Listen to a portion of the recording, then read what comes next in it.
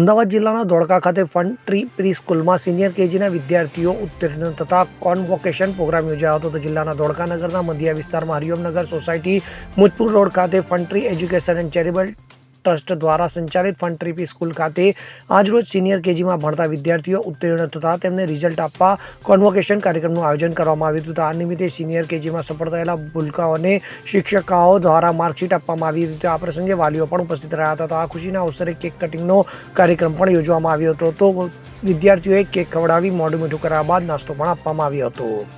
ઇદ્રીસ શેખ સાથે CN24 news Dholka. હવે જુઓ દેશ દુનિયાની તમામ ખબરો તમારી આંગળીના ટેરવે.